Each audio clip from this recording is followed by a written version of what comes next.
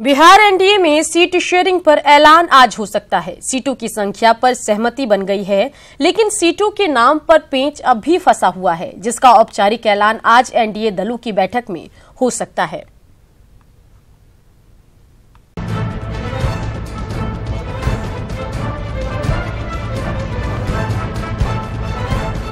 लोकसभा चुनाव में सीटों को लेकर बीजेपी, जेडीयू और एलजेपी में सहमति बन गई है और आज इसका ऐलान हो सकता है। बीजेपी के राष्ट्रीय अध्यक्ष अमित शाह ने आज बिहार एनडीए दलों की बैठक बुलाई है। इससे पहले मैराथन बैठक और नेताओं के बीच कई मुलाकातों के बाद बीजेपी, जेडीयू और एलजेपी में सीटों की संख्या पर सहमति बन गई। सूत्रों की माने तो एलजेपी को बिहार में 5 लोकसभा सीटें मिल सकती हैं।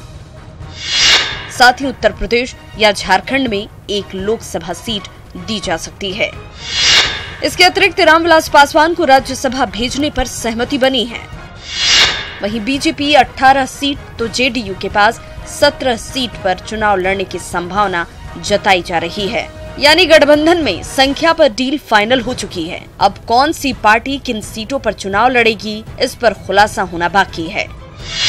सूत्रों की माने तो इसमें से 10 सीटों पर भी लगभग सहमति बन चुकी है, जिसमें जेडीयू के खाते में नालंदा, पूर्णिया, मधेपुरा, काराकाट, जहानाबाद, सीतामढ़ी, दरभंगा, महाराजगंज, मुंगेर और सुपौल सीट आ सकती है, जबकि बाकी सीटों पर बातचीत का दौर जारी है, जिसका खुलासा आज हो पाएगा। बिहार में 6 सुरक्षित सीटें भी हैं, जिनमें 3 सीटों पर एलजेपी के लड़ने की संभावना है, तो बाकी 3 पर जेडीयू और बीजेपी साझेदारी करेगी।